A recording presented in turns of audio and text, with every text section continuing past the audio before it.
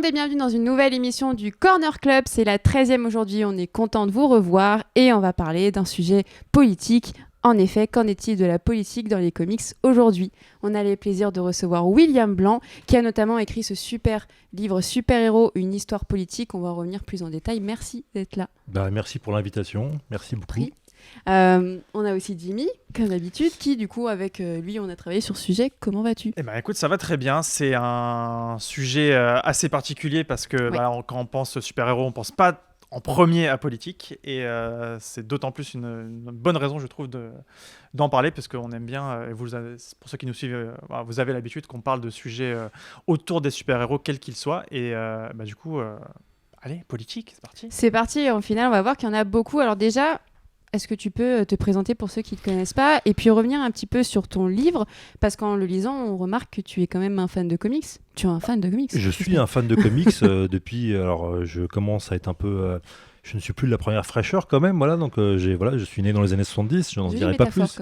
Voilà, c'est ce que disaient des proches, l'âge mûr, c'est qui précède l'âge pourri, mais voilà, le fait est que je suis quand même assez âgé et j'ai commencé à lire des comics quand j'avais 10, 11 ans et tout, donc dans des Strange, des Titans, je crois que le premier que j'ai acheté c'était un Strange ou un Titan, je sais plus, Speedy, Nova, voilà, donc ça c'était ma grande époque. Et puis après, dans les années 90, il y a eu une espèce de trou noir, mais je pense que c'est un trou noir qu'ont connu pas mal de gens par rapport aux comics des années 90. Et puis c'est reparti avec notamment avec les films, et notamment les films X-Men, c'était déjà pas mal. Et puis après, vraiment, le MCU m'a remis un peu a relancé mon intérêt donc pour les comics. À partir d'Iron Man à partir un peu plus tard. Moi, vraiment, le premier film que j'ai vraiment... je suis allé voir, parce que j'étais allé voir le premier Thor, j'étais pas très convaincu. Et puis après, vraiment, le film qui m'a vraiment bluffé, c'était Captain America and the Winter Soldier, où là, j'étais vraiment bluffé. Et surtout en tant que spectateur et même en tant qu'historien, parce que voilà, je suis historien de formation et tout, j'ai vraiment apprécié ça, en fait, j'ai vraiment apprécié ce film, et je dis qu'il y a plein de trucs à voir, en fait, il y a plein de trucs à dire dans ce film, c'est un film très dense, et voilà, c'est particulièrement intéressant. Donc c'est à partir de là que je me suis remis, et puis de fil en aiguille, j'ai commencé en fait à faire un travail d'historien par rapport aux comics, quoi. En fait, c'est à chaque fois essayer de remettre, parce que c'est le but du bouquin, c'est de remettre chaque personnage, chaque personnage que je traite, parce que je traite pas tous les personnages, c'est juste pas possible, quoi, en fait, hein, donc,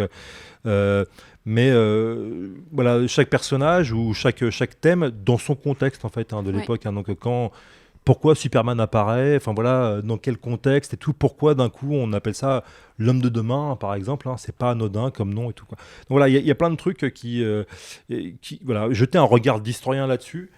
Sans prendre ça de haut, au contraire, parce que moi je le dis sans honte, moi, je suis vraiment fan de comics, je suis vraiment fan de super-héros, de super-héroïnes. Voilà, donc j'ai fait à la fois mon boulot, puis en même temps j'ai travaillé sur une de mes passions, donc c'était bien, quoi. C'était bien. Voilà, j'étais payé à lire des comics, c'est quand même pas mal, quoi. C'est pas, voilà. Bon, il y a pire. Voilà. Et bien du coup, comme tu dis, il y a énormément de messages politiques. On va citer quelques exemples, Captain America vs Hitler, Wonder Woman et une campagne féministe. Donc on a aussi du politique, du social. Pourquoi il y a autant de politique ? Après, on va rentrer dans les détails, évidemment, avec Jimmy. Parce que les super-héros, les créateurs et les créatrices de super-héros sont pas des gens qui vivent dans une bouteille, en fait, hein, qui vivent pas à l'écart du monde, donc forcément... De toute façon, si on regarde bien, n'importe quel document historique, en fait, peut apprendre des choses sur son contexte. Donc on peut faire... Il y a déjà des gens qui ont travaillé sur la politique dans Astérix, hein, par exemple, hein, voilà, donc, ou dans les Schtroumpfs. Oui. Enfin, je veux dire, c'est pas et encore une fois, moi, c'est des BD que j'aime bien aussi, donc voilà, il n'y a pas de problème. Là, encore une fois, la question, c'est pas de savoir s'il y a de la politique dans les comics, c'est pourquoi et comment, en fait, voilà. Donc voilà. Et par exemple, pourquoi la première génération d'auteurs de comics, c'est des gens qui viennent de milieux modestes, de milieux beaucoup, on le sait maintenant aujourd'hui, issus de l'immigration, notamment d'Europe de l'Est, hein, d'immigration juive et tout. Stan Lee, Jack Kirby, plein d'autres. Voilà, donc, et donc le truc, c'est que c'est des gens qui étaient... Qui voulaient parler de leur monde, en fait, voilà, ou de leur réalité, mais à travers des personnages. Les créateurs de Superman, hein, par exemple, en fait, hein, donc c'est des gens qui, voilà, pareil, sont issus de cette immigration juive, ashkénaze, qui ont fui, dont certains de leurs parents ont fui la répression antisémite en Europe. Ils sont arrivés aux États-Unis. Ils voient sous leurs yeux, en plus c'est les années 30, on est dans une époque de crise économique très dure. Voilà, donc forcément, on va créer on dit quand ils créent Superman, c'est une manière pour eux de dire vous en faites pas, le futur va être meilleur. Superman, c'est le futur, c'est l'homme de demain. Donc, et voilà, Superman incarne ce futur meilleur. Ça incarne aussi quelque part. Il y a des moments où, par exemple, Superman il détruit les taudis, puis il reconstruit des bâtiments neufs. Là, ça représente le programme de Roosevelt, qui en effet un programme inspiré de la gauche. Qui, devant la crise économique, fait détruire les taudis puis reconstruit des bâtiments neufs. Donc on a un peu cette image-là. Voilà, c'est quelque part, à travers Superman, ces gens-là, ou d'autres super-héros, ils ont voulu projeter leurs espoirs, en fin de compte. Donc, ou leurs craintes, parce que la première version de Superman, c'est plutôt une version un peu, celle qui a été faite dans les années 33, je crois. C'est un peu, c'est une espèce de super Mussolini ou de super Hitler, quoi, en fait. Donc, même le Superman Red Son. Et le Superman Red Son, là, c'est... sauf que le Superman Red Son, ça a été fait dans les années 2000, si je me souviens bien. Et là, pour le coup, c'est pas les mêmes auteurs, forcément, parce qu'ils sont un peu morts, quoi. Donc, ce qui se passe, c'est que là, pour le coup, on est dans un autre contexte.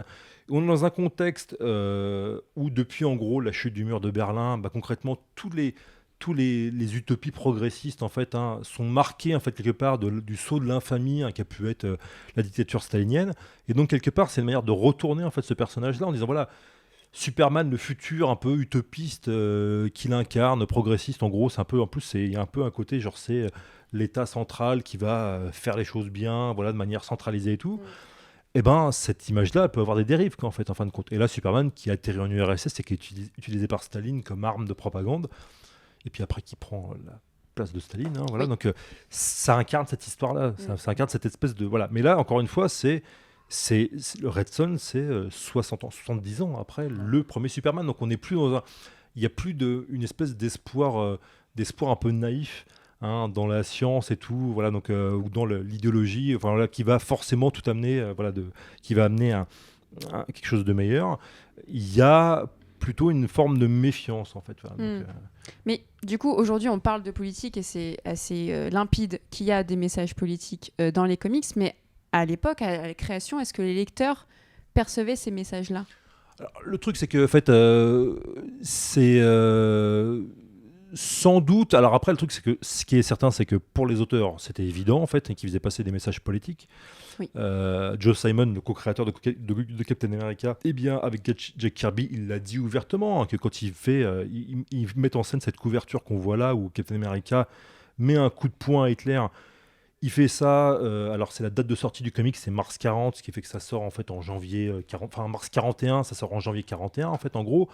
Bon, les États-Unis sont pas entrés en guerre, ils vont pas entrer en guerre avant 11 mois. Et on a encore une partie de l'opinion américaine qui est contre la guerre, en fait, voilà. Et voire en 39, on a des défilés nazis à New York, en fait. Donc, voilà. Et donc, Simon, dans ses mémoires, le dit ouvertement. Il dit, voilà, moi, quelque part, quand on a fait ça, c'était une manière de leur dire, enfin, je vais être un peu grossier, mais c'est une manière de leur dire merde, quoi, en fait, voilà. Donc, c'est... Et donc ça, c'est évident. Et les lecteurs, en fait, il y a eu aussi une histoire qui est racontée dans la biographie de Marc Evanier, qui a fait Marc Evanier sur Jack Kirby, en fait, donc, qui a un bouquin qui est très intéressant, en fait, qui est très chouette, où en fait, il raconte, alors on ne sait jamais si c'est, parce qu'il y a toujours auprès des légendes qui se forment, en fait, mais en tout cas, il le raconte, qu'après cette couverture-là, en fait, Jack Kirby, qui bossait à l'époque dans les bureaux de Timely, donc Timely, c'était le nom de Marvel à l'époque, bossait dans un immeuble ou je sais pas quel étage en fait, et en bas donc à la réception il y a 5 tics qui débarquent en disant bon il est où Jack Kirby, parce que nous on est des nazis, on veut lui montrer ce que c'est des vrais rien, et Jack Kirby qui était un peu né dans la rue, vraiment dans les quartiers durs de New York et tout, lui voilà, il a pris une batte et puis il est descendu, voilà, donc le type était parti, mais ça veut dire en tout cas, que certainement le lectorat en fait percevait ce côté politique en fait. Il y a même carrément Goebbels qui a dans le journal de la SS, je crois, donc qui a dit Superman, c'est quoi ce scandale, voilà, donc parce qu'à un moment Superman on attrape Hitler, quoi. Donc le côté politique il est perçu à l'époque, et il sera encore plus perçu dans les années 50 quand il va y avoir une espèce de chape de plomb avec le Comics Code. Donc ça c'est très nettement, je pense que dès cette époque-là, il est perçu. Justement, on va parler du Comic Code Authority, mais on parlait des lectures d'hier. Les lecteurs d'hier, est-ce que les lecteurs d'aujourd'hui, dans tes ventes, Jimmy, recherchent un petit peu d'aspect politique ? Alors, ce qui t'en parle. En fait, je ne crois pas qu'ils recherchent forcément un comics quand ils veulent acheter un comics. Je suis pas sûr qu'ils recherchent forcément un comics qui va avoir telle ou telle orientation politique déjà, ou qui va être porteur d'un message ou d'un autre. Par contre, de nos jours, on a un truc qui est formidable, c'est Internet. Et alors, on a énormément de gens qui font des reviews de comics, qui donnent des conseils de lecture, etc. On a tous les grands personnages de comics ont déjà eu le droit à leur analyse, que ce soit dans ce genre d'ouvrage ou dans d'autres, dans des critiques en vidéo et autres. Du coup, les gens, quand ils viennent dans une boutique de comics, ont plus d'infos peut-être qu'à une autre époque. Où des fois, on pouvait prendre un comic juste sur la couverture. Ah, il a l'air joli, je le prends. Et du coup, moi, ça arrive d'avoir des gens qui viennent et qui me disent ouais, mais j'ai déjà eu des cas, on en parlait un petit peu en off de ton métier de prof. J'ai eu des gens qui viennent et qui me disent ouais, je vais offrir quelque chose à ma sœur, mon frère, peu importe, qui est prof, plutôt de gauche ou quoi. Est-ce que vous auriez quelque chose qui pourrait correspondre il a lu tel ou tel truc, il voit ce genre de film ou quoi. Donc ils te parlent de l'orientation politique. Ouais, exactement. Et du coup, à ce moment-là, il y a toujours le truc de est-ce qu'il faut leur mettre entre les mains un livre qui va parler de politique, ou en fait un livre qui va parler d'une aventure, mais avec un message en sous-texte politique. Et c'est intéressant de voir que on a la chance d'avoir les deux, c'est-à-dire qu'on a des récits qui peuvent tout à fait s'apprécier juste pour le plaisir de l'histoire, et qui vont en plus avoir un message politique si on veut faire l'effort de le voir, mais si on veut pas le voir, c'est pas grave, on aura quand même lu une bonne histoire. Donc ouais, on a des gens comme ça, mais après globalement ça reste c'est de la culture loisir quoi, de toute façon.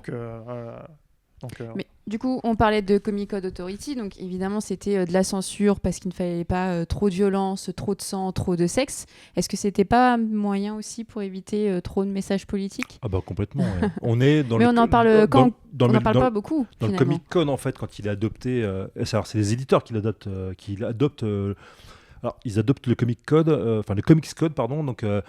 Il l'adopte en 54 sous la pression des législateurs américains en fait, hein, donc, qui à l'époque, on est en plein McCarthyisme, donc ce qu'on appelle la Red Scare, donc la peur des rouges en fait, hein, donc une espèce de peur paranoïaque qui s'empare de l'Amérique avec un virage très très à droite, qui annonce même quelque part un peu ce qu'il peut y avoir avec Trump aujourd'hui, hein, et donc le truc c'est que il y a vraiment une pression qui est faite sur les éditeurs.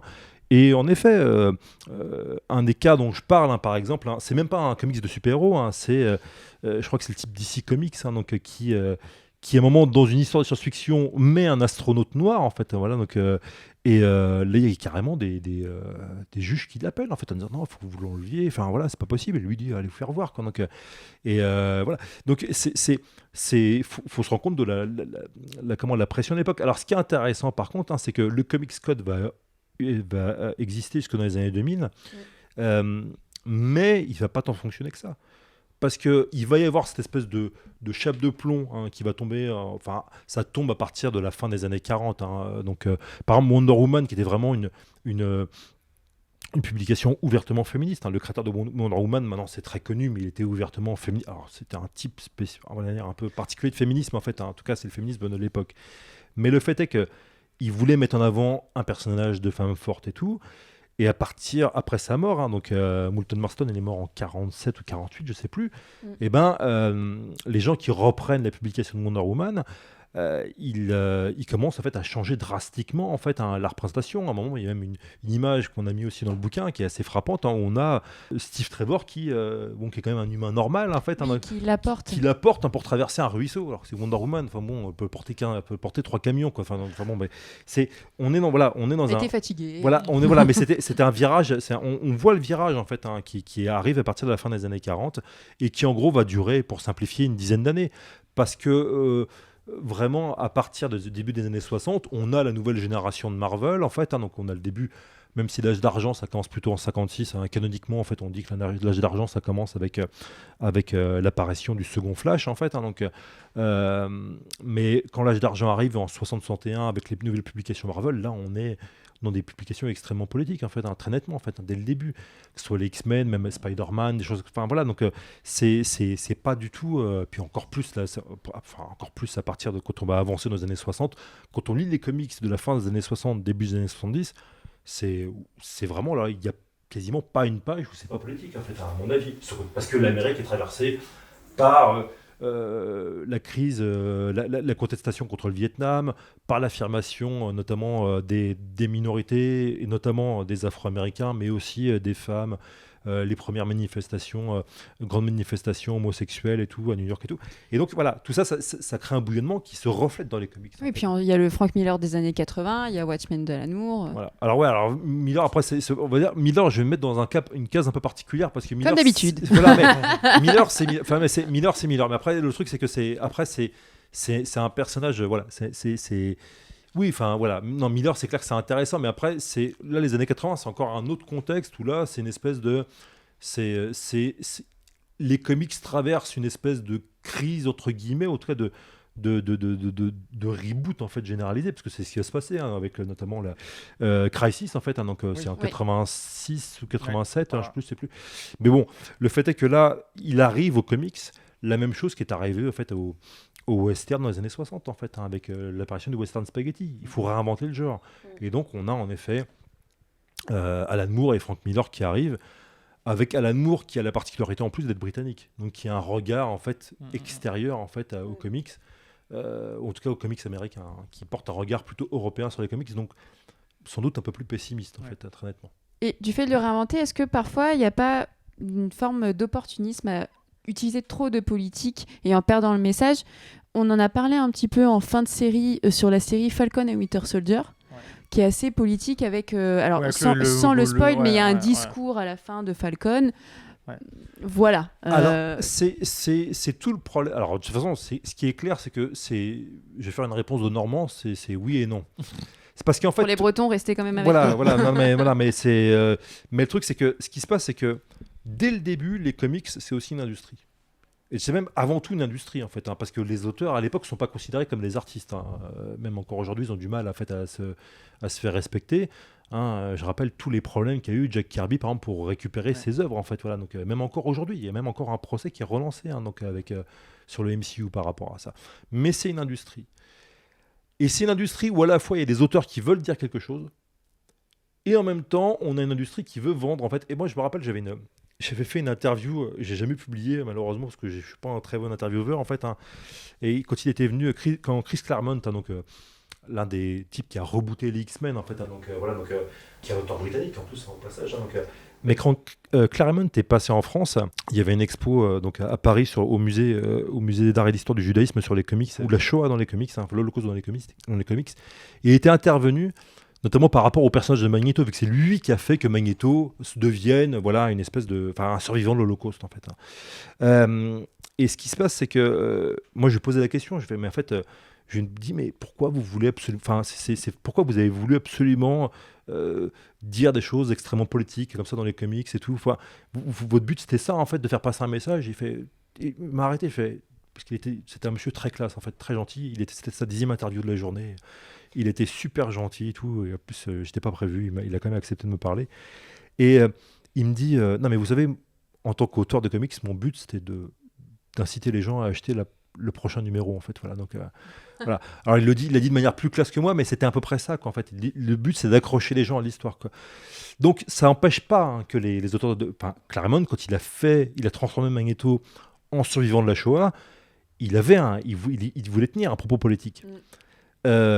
Surtout que c'est à l'époque on en parle de plus en plus de la Shoah en fait, donc ça arrive au début des années 80 et c'est un moment où on en parle de plus en plus. Donc c'était d'abord politique et ensuite ça a servi. C'est les deux en même temps en fait. C'est les deux en même temps. C'est les deux en même temps parce que en fait il y a toujours et c'est pareil quand on a une série comme The Falcon and the Winter Soldier que moi j'ai trouvé extraordinairement politique, notamment dans l'Amérique post-Trump en fait, où on a quand même un Afro-Américain qui remplace un blanc en tant que Captain America en fait, et c'est toute la tension de la série, c'est est-ce qu'il va le faire ou pas en fin de compte. Donc donc c'est ça, et il hésite. Et en fait, on essaie au début on comprend pas, mais on comprend pourquoi, sans spoiler quoi. Mais c'est la série, elle est éminemment politique, mais derrière il y a une multinationale qui s'appelle Disney qui veut que les gens regardent quoi. Et ils ont parfaitement compris aussi, à mon avis, ils ont senti le vent tourner. Ils savent pertinemment que dans les jeunes générations, ce discours-là, ce discours-là porte plus que le discours, on va dire John Walker, voilà, donc US Agent, où en fait concrètement l'Amérique c'est blanc et c'est brut, voilà. Donc c'est comme quand à mon avis Stan Lee et Jack Kirby créent Black Panther, parce que c'est des juifs américains qui sont, comme beaucoup de juifs américains dans les années 60, qui sont très sensibles et ont beaucoup de sympathie pour la lutte des Afro-Américains, pour le mouvement des droits civiques. Mais en même temps, enfin voilà, Stan Lee étant Stan Lee, c'était quand même un commerçant absolument génial. Et en fait, il a très bien perçu qu'il avait un nouveau marché, en fait. Oui. En fait, c'est pas forcément. C'est évidemment qu'il fallait qu'ils en vivent, donc ils doivent vendre des comics, mais ça n'empêche pas, ça ne ternit pas la sincérité qu'ils avaient dans leurs propos, quoi. C'est-à-dire que quand ils donnaient un message, déjà de mémoire, ils pervertissaient pas spécialement le message politique en lui-même, ils se l'appropriaient pas spécialement ou quoi, juste ils se servaient de leur unique moyen de communication qu'ils avaient pour le communiquer, et si ça peut remplir le frigo, on y va, quoi. Mais ça t'avait un peu dérangé en fait, le truc, non, moi ce qui m'avait embêté par rapport à cette histoire de message politique, c'est que j'ai pas pu m'empêcher de faire le parallèle avec Disney ça c'est une stratégie marketing, qui veut viser le marché chinois et qui du coup va rajouter des personnages asiatiques, l'exemple de Shang-Chi un bon, pour être toujours numéro 1 du box-office, il faut viser la Chine, et du coup on ressort des personnages... Ils ont deux trucs en ligne de mire en fait. Un, c'est le marché chinois en fait, et largement le marché asiatique plus largement. C'est pour ça par exemple que dans, je sais plus, je crois que c'est Age of Ultron, il y a des scènes où dans Endgame, on voit au début Hawkeye avec son nouvelle identité qui va au Japon. Ou alors non, alors je confonds, c'est dans Black Panther ils vont dans Black Panther en Corée. En Corée. Voilà donc. Et c'est pour ça. Il y a aucune raison que ça se passe en Corée. Bien sûr. On a cette stratégie là, et l'autre stratégie qu'ils ont essayé au milieu des années 2000. Notamment en créant une espèce de variante de Peter Parker, mais indien en fait, du sous-continent indien, c'est de cibler le marché indien, qui est aussi un des gros marchés du 21e siècle. Des amoureux du cinéma. Et Miss Marvel aussi, il y aura une série. Miss Marvel, à mon avis, parce qu'en plus le personnage de Miss Marvel vient du sous-continent indien, parce que c'est une, je sais plus si c'est une indienne ou une pakistanaise, Kamala Khan elle s'appelle. Voilà. Mais le fait est que, je pense que cette série-là, elle est aussi en direction, en tout cas elle cible aussi le marché du sous-continent indien, qui est un marché énorme. Il y a 1,3 million de 1,3 milliard de potentiels consommateurs. Ce qui n'empêche pas qu'il y ait un discours politique, par exemple avec Miss Marvel, un discours anti-islamophobie, etc. Et tout, voilà. Donc ça c'est une évidence. Mais l'un n'empêche pas l'autre. C'est toujours, dans un phénomène historique, c'est toujours, voilà, il n'y a pas qu'une seule explication. Il y en a plein en fait. Donc voilà, là on est dans une industrie qui a aussi un propos politique en fait. Donc, et tout comme, juste, je finis. Tout comme ils peuvent parfaitement cibler des publics plutôt conservateurs en fait, avec des personnages comme le Punisher, pour ne citer que lui. Ils ont toutes les cartouches en stock pour viser qui ils veulent. Ce qui ne rend pas le Punisher inintéressant, bien au contraire. Donc, Mais du coup, il y a des discours qui sont évoqués. Est-ce qu'il y en a qui sont moins évoqués, en tout cas qui gênent? On parlait de l'exemple, on a pensé en off à l'exemple du terrorisme avec Iron Man. C'est toujours actuel aujourd'hui, on en parle moins. Alors ce qu'on s'était dit effectivement en préparant l'émission, c'était que autant dans les comics le spectre du nazisme et du fascisme a toujours été très présent en sous-texte, et même de façon visuelle, vous avez les exemples, on les a mentionnés, autant le grand ennemi de l'époque moderne, en tout cas post 11 septembre 2001, qui est plutôt le terrorisme, l'islamisme radical et tout. Moi, je trouve que si on avait été genre 20 ans en arrière avec ce même ennemi, on va dire, de la paix dans le monde, on aurait peut-être plus vu dans les comics. Et j'ai l'impression que... je sais pas pourquoi d'ailleurs, du coup, peut-être que tu pourras nous dire pourquoi on le voit moins. On le voit un peu, effectivement, dans Iron Man, on le voit très bien. Dans Iron Man, dans le deuxième Iron Man, on le voit très bien avec ce faux Ben Laden. Dans le 3. Dans le 3, pardon, avec Extremis et compagnie, bien sûr, avec donc le mandarin qui est une sorte de pastiche de Ben Laden, avec la grotte, avec toute la mise en scène, tout le décorum, etc. Mais à part ça, chez DC Comics, on en a très peu. Et chez Marvel, à part cette représentation au cinéma avec Iron Man, on l'en voit pas. Je pense que c'est alors sur la représentation par exemple, on va le voir par exemple dans le 3e Batman de Nolan avec la Ligue des Assassins, dont la base en fait est dans un pays oriental indéfini. et qui envahissent Gotham. Bon, là, on est clairement dans une allusion à Al-Qaïda, déjà, à mon avis. Hein. Donc, ça, c'est une première chose. Et en fait, quand on regarde bien, il y a constamment des allusions au 11 septembre. Parce que c'était un tel traumatisme en fait, aux États-Unis. Moi, je pense par exemple à Man of Steel. Hein, quand Man of Steel, il y a un combat qui détruit à moitié Metropolis. Et quand on va voir après la suite, donc Batman contre Superman, du point de vue de Batman, Batman qui est en train de courir dans Metropolis et qui voit donc justement à son niveau d'humain normal en fait, hein, même si bon c'est Bruce Wayne, voilà, mais en tout cas d'humain, deux types en train de voler, en train de percuter des gratte-ciels qui s'effondrent. Là, on a cette espèce de traumatisme par rapport au 11 septembre. On va avoir la même chose dans Avenger, dans le premier Avenger en fait, avec l'invasion de New York en fait, hein, donc par les Chitauri en fait, hein, donc, et quand on regarde bien le film qui suit juste après, c'est Iron Man 3. Et Iron Man 3, quand il se souvient de cette journée-là, il a des crises d'angoisse. Ouais, il a le PTSD. Et donc voilà, et donc je pense que c'est depuis 20 ans en fait, hein, on a, mais ça c'est vraiment pas chez les super-héros. Là par exemple, j'ai vu les premiers épisodes.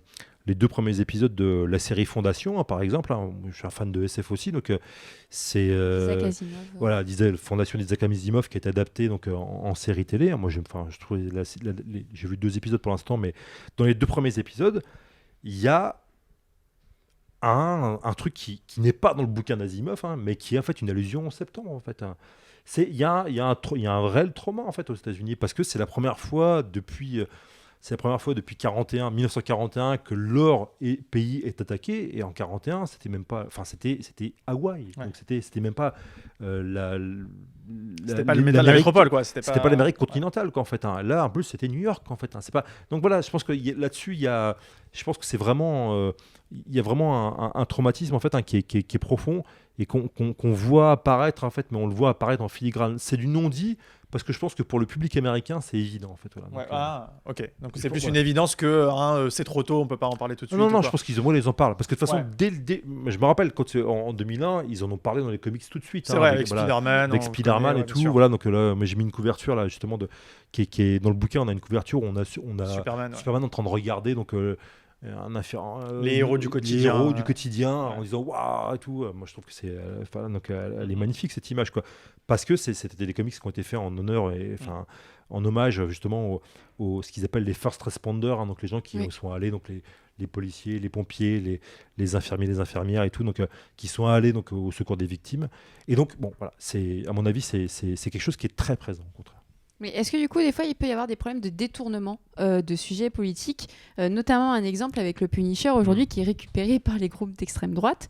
Est-ce qu'à un moment donné, ça peut devenir dangereux pour le héros en lui-même et la représentation qu'il peut avoir ?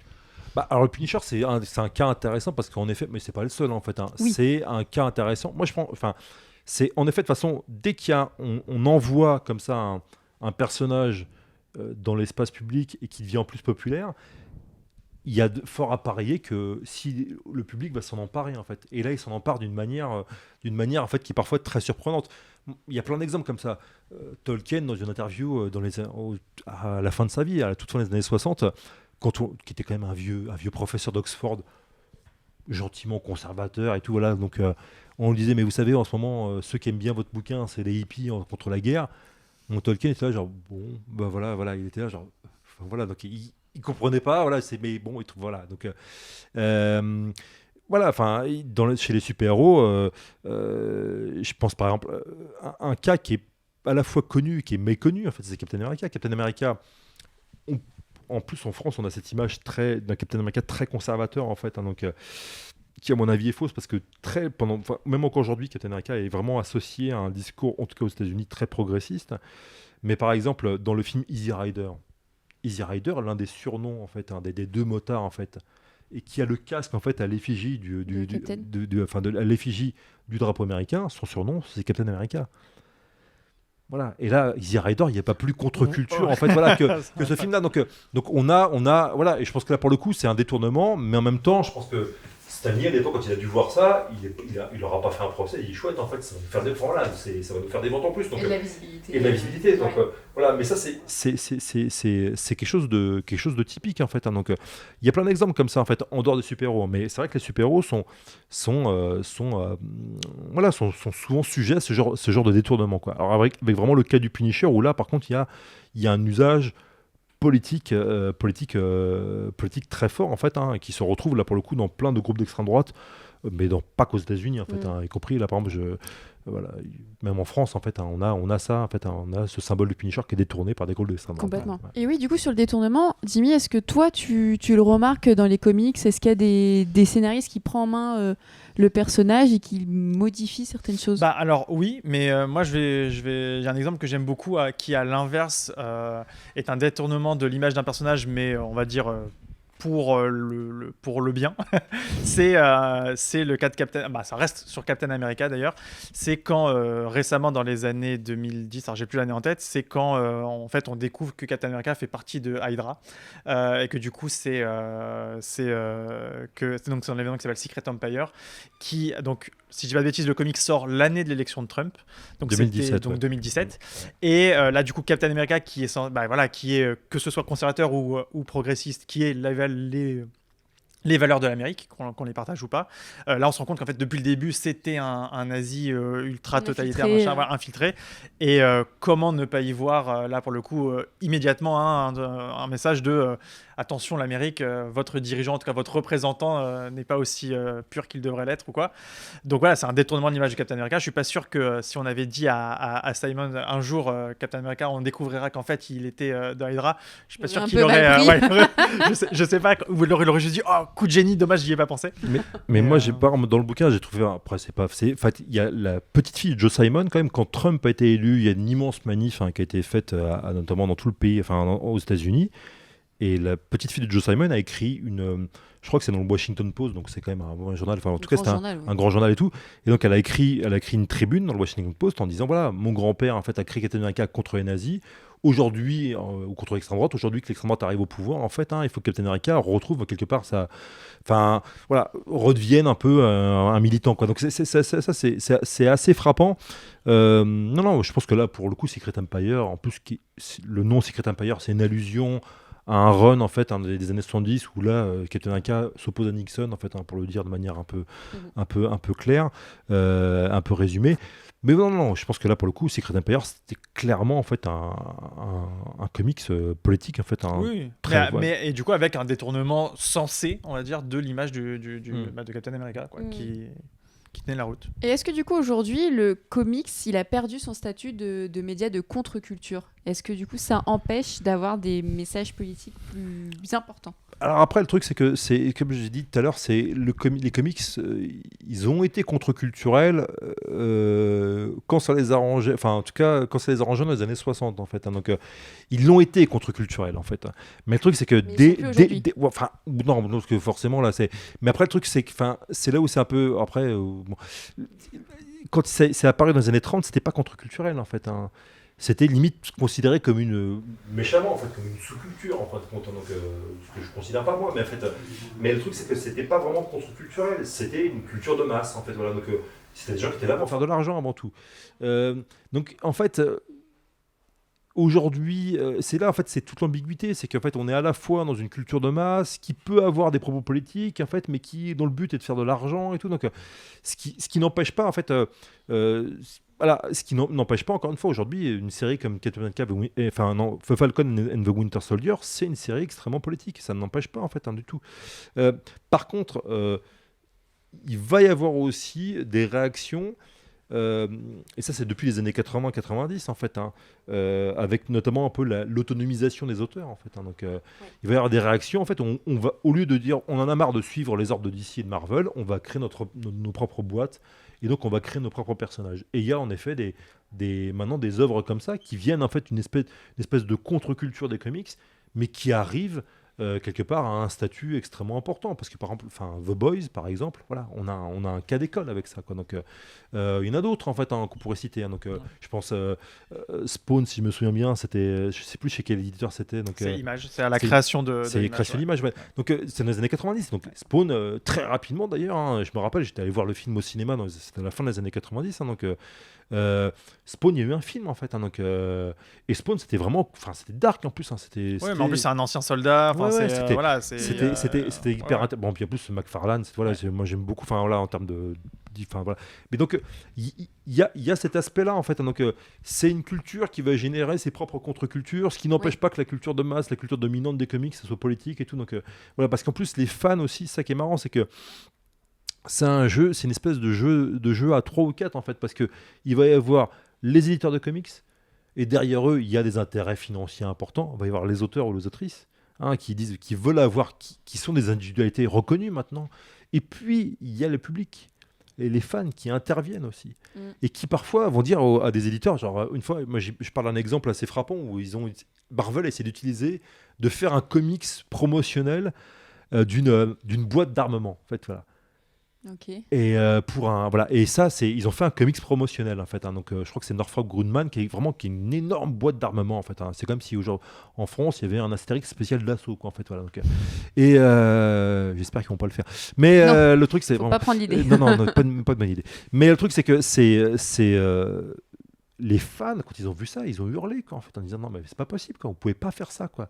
Et Marvel a fait ok, on arrête, quoi. Donc c'est ça qui est intéressant, c'est qu'il y a aussi un poids des fans en fait, hein, dans le choix des comics et tout. Donc et ça, je trouve que c'est extrêmement intéressant. Le fandom en fait, hein, depuis l'apparition du fandom des comics, c'est vraiment fin des années 60, début des années 70, avec en plus la création des boutiques spécialisées à cette époque-là, le fandom commence à un poids qui est un poids éditorial et qui devient en fait un poids politique.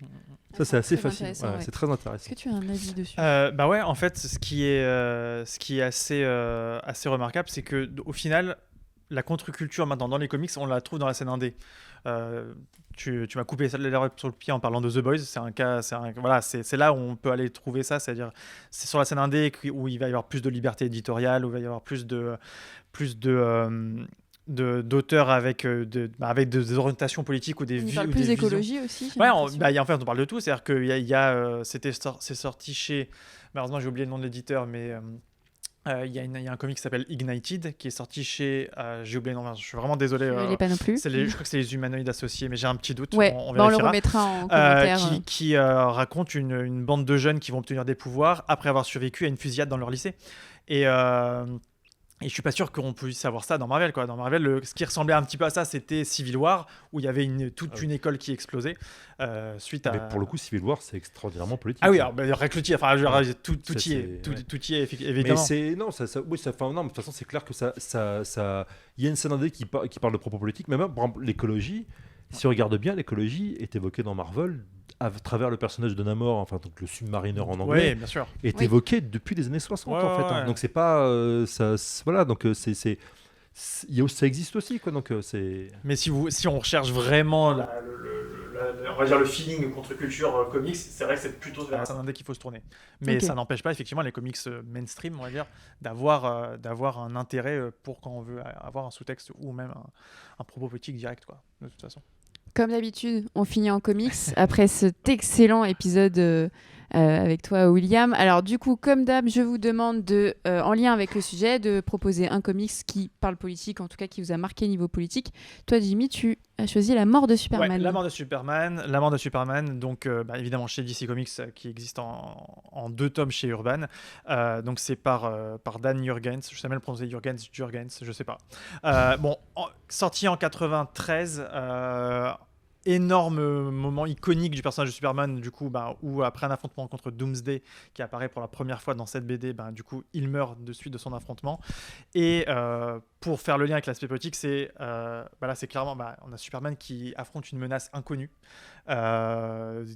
qui dépasse tout entendement, et on a Superman qui va se sacrifier, va tout donner parce qu'il est dans ses derniers retranchements et va mourir. Alors on a du politique, on a même du religieux, hein, il meurt, c'est Jésus. C'est un martyr. Il meurt en martyr, il a une stèle, son corps est enterré, son corps ne pourrit pas. À Superman, il faut savoir qu'il garde ses propriétés. Hein, voilà, il a tout pour lui. Hein. Et évidemment, dans le tome 2, il ressuscite, hein, évidemment, quand la Terre a besoin de lui. Donc on a vraiment ce côté très très fort de jusqu'à la mort, l'Amérique va se battre. Et peut-être qu'elle mourra, mais l'adversaire mourra, ce qui est le cas d'ailleurs. Hein, Doomsday meurt à la fin. Et d'ailleurs, je note toujours un petit truc que je vois rarement dans les analyses, donc j'aime bien parce que c'est un peu ma petite fierté, c'est que dans cette BD, Doomsday est nommé Doomsday par Superman lui-même. C'est Superman qui donne son nom à son adversaire. Et on a ça, c'était George Bush qui parlait d'axe du mal. Voilà, c'est l'Amérique qui n'hésite pas à nommer leur adversaire. Leur truc, les baptiser en fait, hein, finalement. Donc on revient en plus à cette notion un peu religieuse.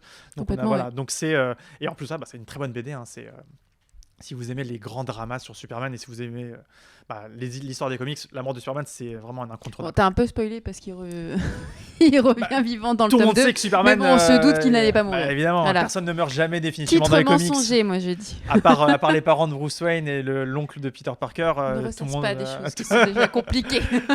On meurt jamais vraiment dans les comics. Ils sont morts. Tu l'as pas assez vu dans les comics, les films, les séries, les comics, les films. C'est répété.